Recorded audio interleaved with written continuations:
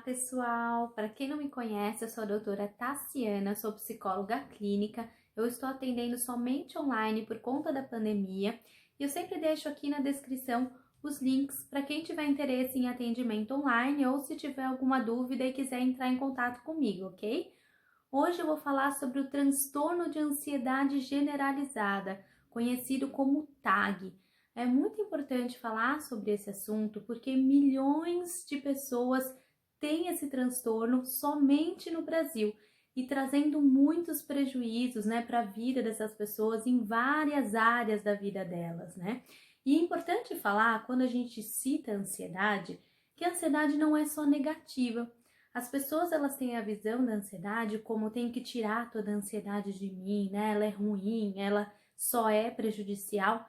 E não, a ansiedade, ela tem o seu ponto positivo e ela é inerente, ela é natural do ser humano.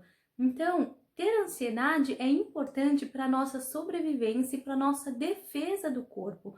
Então, assim, quando a gente, por exemplo, fica ansioso com algum evento que vai acontecer, uma apresentação, ou então porque vai encontrar com alguém, ou então por algum perigo, Você está passando por alguma situação de perigo, é natural que a gente fique ansioso e de alguma forma se proteja, Porque é como se fosse a gente sair da zona de conforto, Trazer algum risco. Então, é a forma do nosso corpo da gente se prevenir. Então, quando a ansiedade é em alguns eventos ou em algumas situações específicas, ela é normal. Ela se torna patológica quando começa a virar um excesso e quando as preocupações são com quase tudo. Quando a pessoa começa a se preocupar com muitas coisas e às vezes coisas até pequenas do dia a dia. Que livro que eu vou ler, o que eu vou comprar, Minha chave sumiu. Então são preocupações, assim, às vezes até pequenas. E às vezes pode ser até preocupações que outras pessoas também se preocupariam. Como até eu dei o exemplo, da apresentação, ou então vai dirigir, no começo tem medo, mas essa pessoa, ela acaba tendo uma preocupação maior do que realmente traz aquele problema, Então, por exemplo, nessa questão de dirigir, a pessoa às vezes tem uma ansiedade no começo, vai pegar o carro para dirigir, é natural. Mas aí a pessoa, ela já começa a pensar, não, eu vou bater o carro, não vai dar certo, o carro vai quebrar, vai dar tudo errado. E aí ela começa a pôr um monte de pensamento negativo e se preocupando muito a mais com aquilo, como numa apresentação. Ela pode começar a pensar que as pessoas vão rir dela, que ela vai esquecer de tudo, que ela não vai conseguir. Então a preocupação, ela começa a ficar maior, do que realmente é e muito excessiva. E para ser considerado um transtorno de ansiedade, porque quando é ansiedade normal não se fala transtorno, se fala transtorno quando traz um prejuízo para aquela pessoa. Então, pode ser considerado quando a pessoa ela tem essas preocupações e ansiedades excessivas praticamente em vários dias e por pelo menos 6 meses. E a pessoa ela tem a sensação de que aquelas preocupações são incontroláveis. E vem alguns sintomas, que podem também acometer. Como, por exemplo, a pessoa ficar muito inquieta ou ter uma sensação de estar à flor da pele. Ela pode ter dificuldade de se concentrar ou sensação de branco na mente. Pode ter fadiga, irritabilidade, perturbações no sono e tensões musculares. E também pode vir questões, de somatização. Às vezes a pessoa ela tem um ataque cardíaco, um suor, ou também alguma questão gástrica, ou então intestinal, alergias, dores de cabeça constantes. E às vezes ela não percebe que esses sintomas físicos, eles estão relacionados à ansiedade, tá? Então, é muito importante prestar atenção também nesses sinais, de somatização. E a teoria cognitivo-comportamental, ela diz que as pessoas que são muito ansiosas, elas têm uma intolerância à incerteza. É como se fosse uma intolerância àquilo que elas não têm controle, aquilo que é incerto. Porque a pessoa que tem ansiedade, ela quer controlar tudo. Ela quer que tudo aconteça do jeito que ela quer, que ela imagina. Só que isso não vai ocorrer e vai trazer frustrações. Então, ela tem uma crença de que ela não vai conseguir lidar com situações difíceis, com aquilo que é negativo. Ela acha que tudo é uma catástrofe. E se aquilo acontecer, ela não vai conseguir realizar, de outra forma, ela não vai conseguir resolver. Então ela só olha de uma forma negativa e muitas vezes se aquela situação ocorrer, essa pessoa vai conseguir lidar de uma forma natural, vai conseguir resolver aquela questão. Então ela está o tempo inteiro querendo ter esse controle e os pensamentos eles vão, né, indo para vários, vão fluindo. Então, por exemplo, às vezes a pessoa ela tá ali na casa dela e ela começa a se preocupar com a saúde, que é algo natural. Todos nós, né, em algum momento nos preocupamos com a nossa saúde.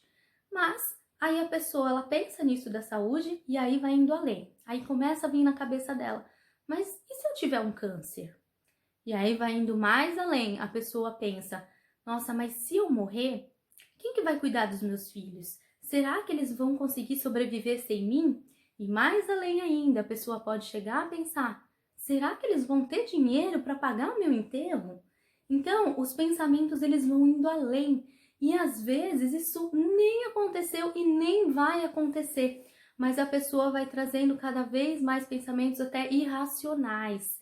E é complicado porque muitas vezes a pessoa que tem ansiedade, ela acredita que essas preocupações, elas são positivas. Então ela acha que se preocupar, ela está controlando tudo.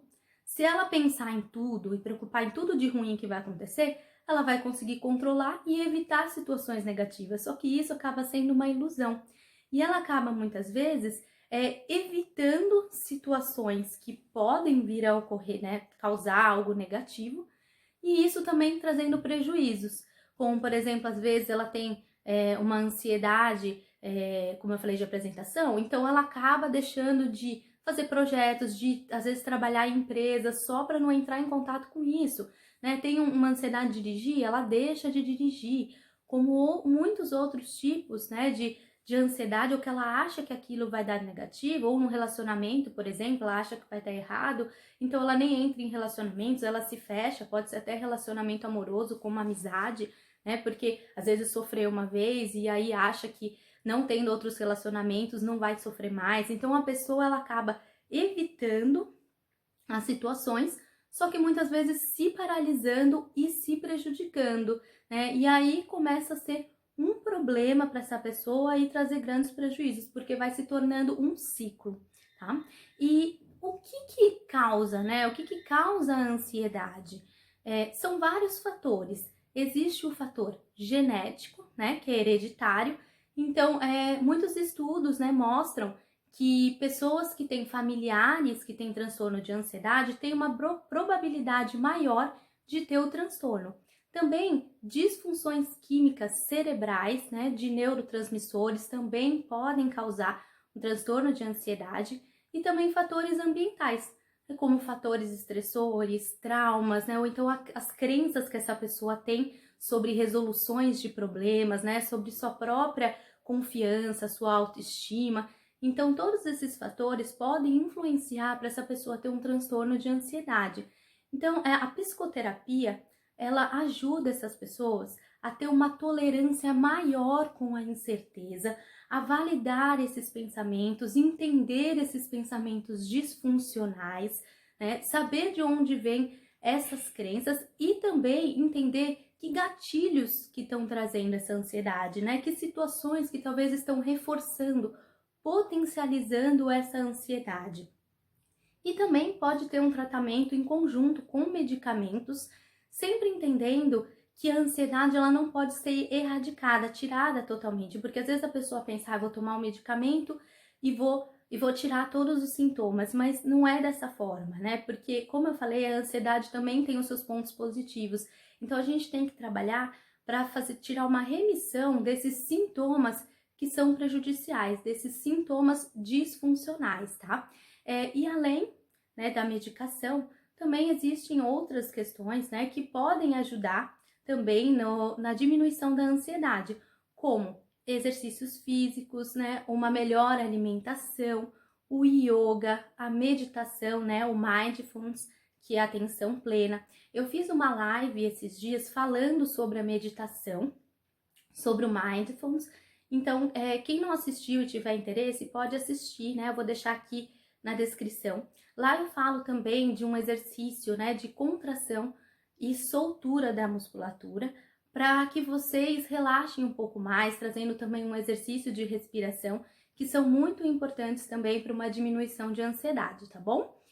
Então eu espero ter ajudado. Se tiver alguma dúvida, pode entrar em contato comigo. Curte, comenta, compartilha para que outras pessoas também tenham conhecimento no assunto e se inscreva no canal e ativem o sininho para receber os meus próximos vídeos. Esse vídeo foi sugerido pela Isabel e eu agradeço. Se tiverem novas sugestões de vídeos, também podem deixar aqui embaixo nos comentários, tá bom? Eu agradeço e até mais!